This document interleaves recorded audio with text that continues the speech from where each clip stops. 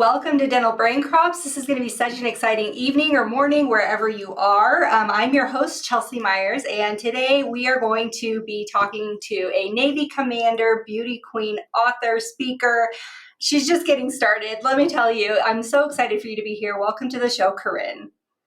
Thank you so much for having me, Chelsea. It's truly an honor to be here. Yeah. So, any one of these major accomplishments would be something to celebrate. And you've done so many things. I'd love to get into all of them, but just tell me a little bit of background. Have you always known that you were going to be in the military, or how did that start? Gosh, if you told my 8-year-old self that I would sign up and do the job of my father, I would have told you were crazy. I was born and raised in a Navy family. So my father was a Navy dentist for 20 years, and my family goes all the way back to the Revolutionary War.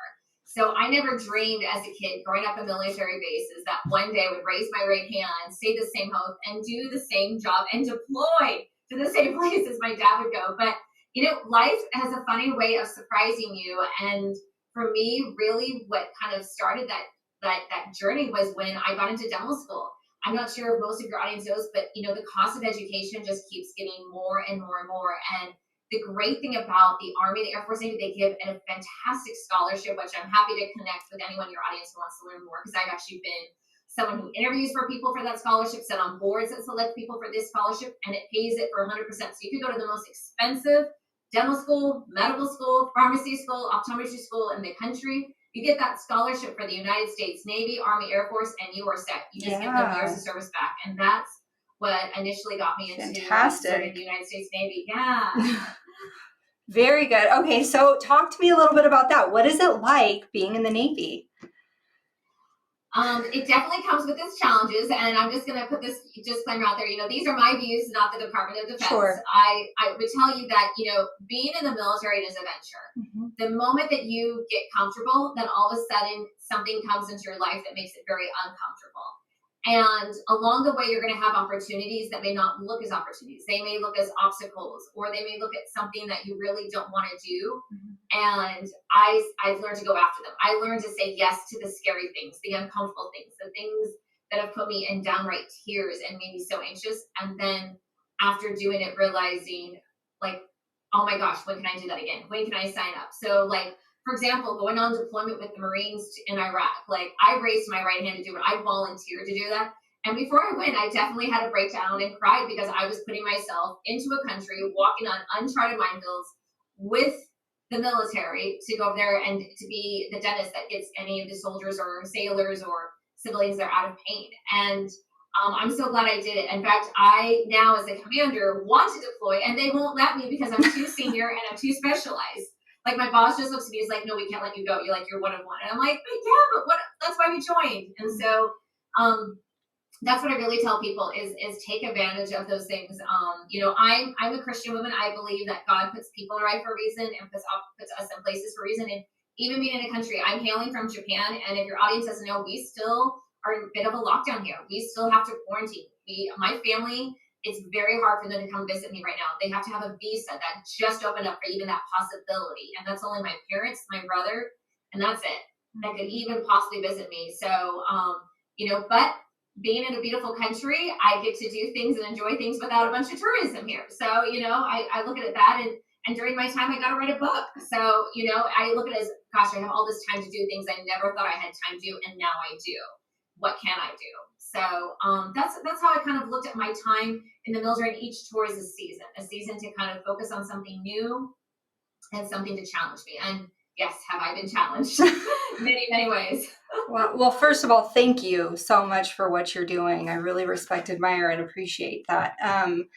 My question to you on that would be, so you're talking a lot about going through hard things and getting your mind right. Is that something that you feel like you just naturally had your whole life? Is that something you are trained with when you're there? Is that something you've developed on your own? What does your personal development journey look like? I would tell you it started at a young age, growing up in a military home, not knowing when my parents would deploy. So the last deployment I remember my father, where he was gone, was when I was 8 years old, and he went to Operation Desert Storm. And I remember coming home and my mom was crying. It was my first day of school. I remember it so well. And she said, your dad left and I don't know when he's coming back.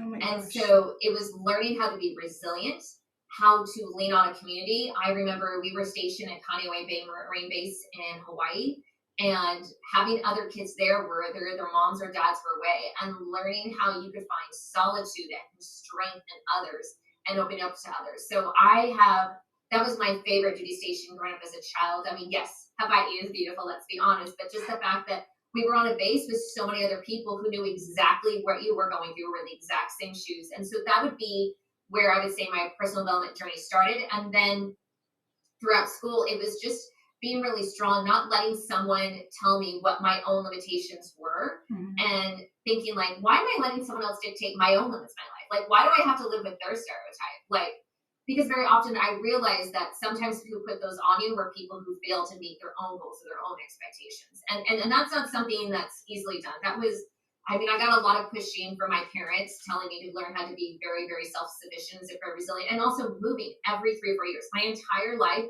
I had never been in a place for more than 4 years. I maybe gone back to the same places, but we've always had to move so quickly. And I really started investing with coaches and utilizing people to find different areas of my life where I could improve in my 20s, with whether it was for pageantry versus life, relationships. Even my book I used to coach. And that's where I'm at now, because to me, personal development is huge. We need people to put mirrors in front of us that our family and friends won't do. We need people to give us perspectives and to let us know that what we may think is right is really not, or what we could have done 5 or 10 years ago really needs to change. We need to evolve. And I'm even learning that as a leader. Like, I had a few wake up calls myself in this past month of things that I did where my intentions were well met, but they were perceived differently. And I mean, I'll be honest, there was times I felt like I was hanging on a thread, and it was having good friends listen and just sit and level with me. Like, I know where you're coming from, and I know your heart's in the right place, but you can't say that, or you can't mean it, or you got to now think of it from this point of view. And it's really hard. I'm a very helpful person. I'm a very kind person, very generous person, but sometimes people can misconstrue that. And working with very different age groups, like the population I work with, I treat children as young as 5, and I treat adults all the way into their 60s. And then the people that I work with on my team, I'm in a dental company of 17 officers, and I'm not at the top. I have a boss who's above me. He's the officer in charge. I'm one of the department heads, but I'm in charge of 5 different specialties. I'm in charge of their personnel, which you've got your Generation G, you got your millennials, you got your baby boomers. And learning how to talk and be an effective leader means I have to change more often than expecting my people to change. And that is tough. But it's learning to pivot. It's learning to be open to criticism. One of the words I would tell your audience that I have used, because I find it's a really great word, and it doesn't put people on the defense, is I was as awareness. Because when someone comes at you with something that you feel is ridiculous, because we've all been there, like, I can't believe, like, you're really coming at me, or although there's almost died from COVID, there's World War III about ready to break in Ukraine, and you're really coming to me because you didn't like how this person used a word, this one word. And it's like, I always go like, gosh, I didn't have an awareness that was happening. You know what I mean? Because I've learned as a leader, if you go on the defense, or the person you're trying to counsel goes on the fence, you got to be open. You have to be open. And it's so, so hard. So in order to juggle that, I have learned I have to do something for myself every day first. And for me, it's working out. I wake up at 4 a.m. I know that's crazy early. Whoa. I wake up at 4 a.m. This morning I woke up at 6. This was me sleeping in this morning. I wanted to get a workout in. Good for you. I tell people, like, for me, if it's meditation, if it's writing, if it's working out, whatever it is, have your day start with something that is going to give you self-care. Self-care is not selfish, because if you're doing something where you're putting your mind and your body in a good place, then whatever comes at you that day, you are going to be able to handle. I can't tell you how many times I go into work and I have other colleagues who are already like angst. And I realized that I'm on my endorphin high. I had an awesome bike ride. I had an awesome, weight building workout, whatever it was, I did something, even if it was for 20 minutes, because it puts my mind, my body in the right place. And I know no matter how my day gets hijacked, guess what? I did something that made me feel good. I got that box checked. And anything else, I just kind of like, okay, listen, we got this. Everything's figure outable. And I would tell your audience that, because let's be honest, there has been days, even this past week, I'm losing half my staff in another week.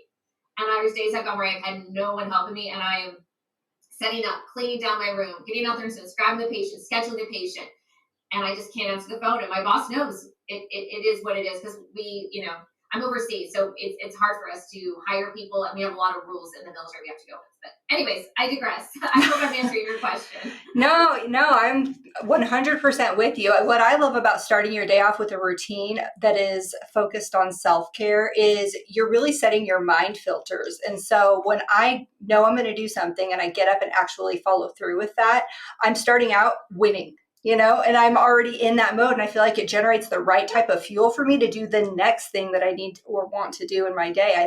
I think that's fantastic. You mentioned your book. Have you always been a writer, or is this something that was new for you? I have always wanted to publish an article or something that I've written, but take it to the next level. And for me, I wrote a story when I was a little girl called The Strawberry King, which I hope to actually turn into a children's book. Cute. And I've written different things, but then as I got into college and dental school and fellowship and residency, I did not have the time to write anymore. I was more reading the books that I was forced to read and always would want to read. Yeah. And then on deployment, I fell in love with reading again. And really what kind of got me back into writing was I was looking to publish my research. I was struggling to find a mentor. I was trying to figure out kind of which direction to go. And I started getting into speaking. And as I got into speaking and sharing my story and sharing different aspects of, similar to what we were discussing today, I had a lot of people tell me, you need to write down your story. You need to write down your story. But I never felt I had the time. I'll be honest. I never felt like I had the time to do so. I didn't know where to start. I mean, writing a book is like training for a marathon. I mean,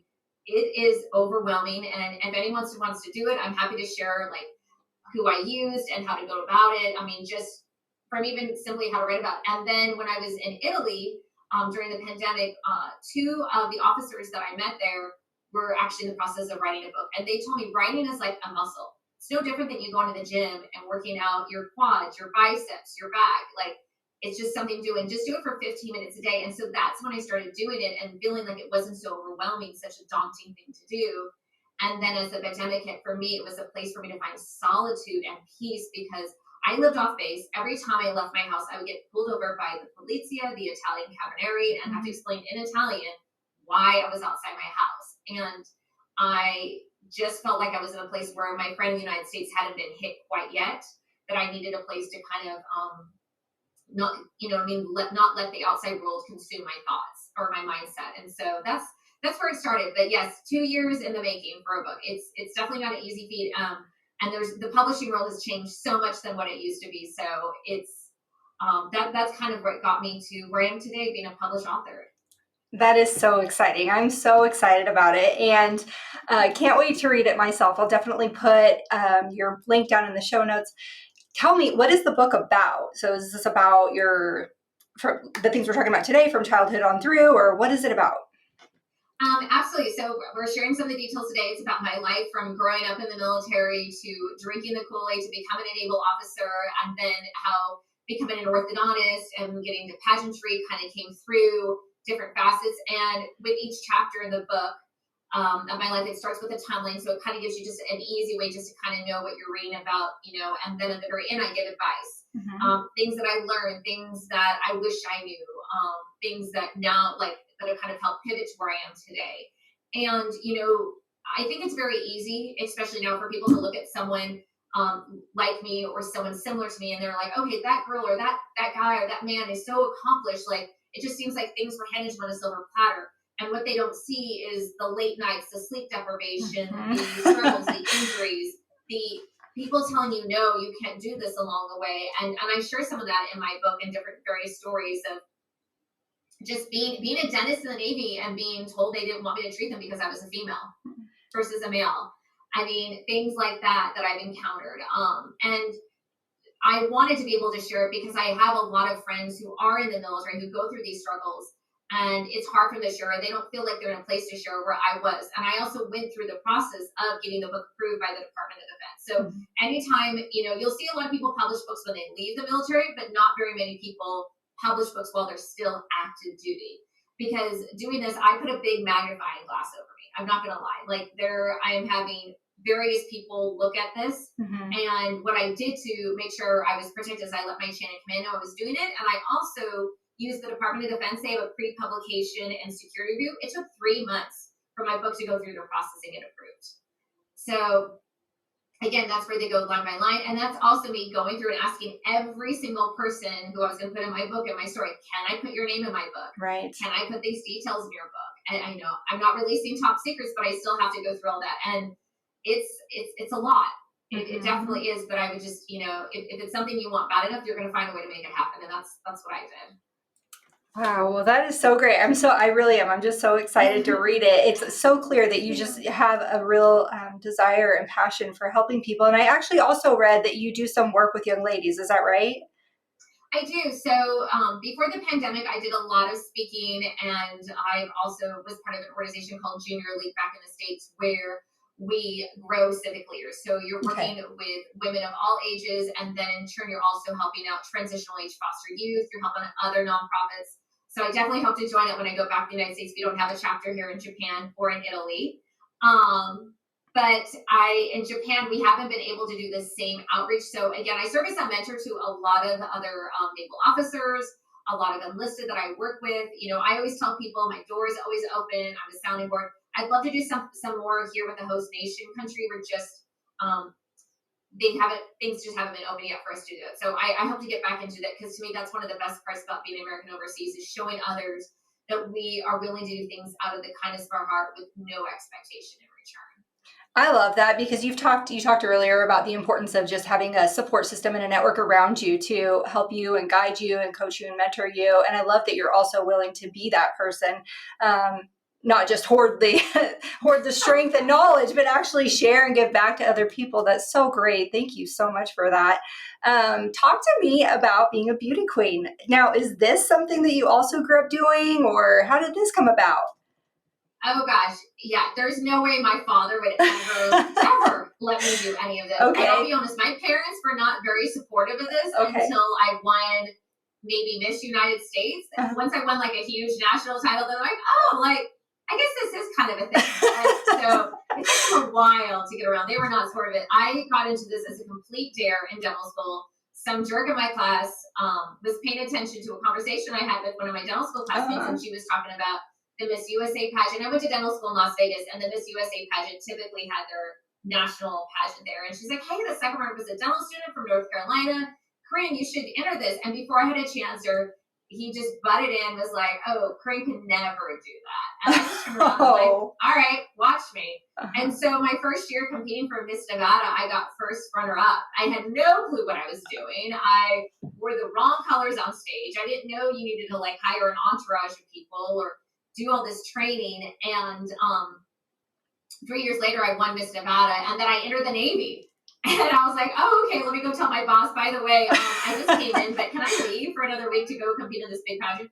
And I was really lucky. My boss at the time was supportive of it, because he could see beyond just a crown and a girl in a dress on the stage. He could see the skills of public speaking, of being confident, of articulating, knowing how to answer eloquently, being put on the spot. And from that, my journey just started. And I'm so grateful. The women I've met in pageantry, the service, the tradition, the camaraderie is comparable to what I have in the military. And I really hope to compete again. The last title I had was International Ms. I gave that up in September of last year. Because of the pandemic, things that got moved. And with that pageant, it was more about, entrepreneurship, and we got a grant. And with my grant, I was able to fund a speaking coach who helped me do my first live public speaking, a dream come true for the American Association of Orthodontists in January. I was their main speaker, their longest speaker they had on stage. And because of that, now I'm getting other opportunities to speak. And so to me, I hope to be on one of the TED Talk stages one day when, things are fully open and I'm able to travel. And it's just funny how different areas of my life interweaved and allowed me opportunities to get into something else. And that's what I would tell your audience is, you never know. You may be one decision away or one step away of getting closer to something that you never thought was possible. And it's about finding the right people to get you there. And it's hard. It's definitely hard. I mean, I will tell you, I had to fire a website developer a couple weeks ago and build it on my own with another friend, because things were just getting met. And so it's not to say I didn't get to where I'm at with not having, stumbling or working with someone that was were we just not a good fit, or our views and our vision did not align. And sometimes that comes at a cost of some money or time or energy, and it means you have to scramble. But that's life, unfortunately. Yes, yes, it is. So what's next for you, Corinne? Well, what's next for me is I'm really looking forward to going to my the annual session, the first large American Association Live conference in 2 years, the big one in Miami. So that's initially what's on front. For me, I'm hoping to release my book in paperback coming soon. We're getting out the kinks worked out for that. And then also I hope to compete again. So there is a military competition that I'm looking to compete in. They only select 20 women to do that. That's October. So I do the prelims in June, and then I find out July 2nd if I got in. And we'll see. I really see the beauty of doing these things where they push you outside your comfort zone, because you learn all these skills along the way. So that's an immediate. I would say in the next year, I hope to make captain in the Navy. I would be so grateful and so honored to have the next rank, because there's jobs in the Navy I want to do, and I can't do them without that rank. And one of them is to be a mentor, and the Navy, which means you're in charge of the whole dental career core planner, which means you are helping people, guide them on their path and the courses and the avenues they can take. Because I'm so grateful for my mentors, and they're all retiring right now, which is really, really hard. So I want to be able to pass it on. I want to believe in people and be that person that says yes when they have people telling no, because we need people to believe in us, even when we have a hard time believing ourselves. And you just need that one person to say yes. And I feel like that's going to give you like the spark, the energy to kind of go on that path that you've always wanted to do. Thank you. That is so beautifully said and so inspiring. I really appreciate you sharing, and I appreciate your spirit about the whole thing. Is there anything else you want to share before we close out this evening? I would just tell people, I just want to say thank you for everyone who has purchased the book, who's left a review on Amazon. I released it this week, and I am just so humbled by hitting some bestseller lists. I hit 10 categories of bestseller for it, and hot new releases. So thank you to everyone for that. And if anyone has any questions about anything we discussed, feel free to reach out to me on socials. You can find me on Instagram, Facebook, Dr. Corinne Devin, that's DrCorinnedevin,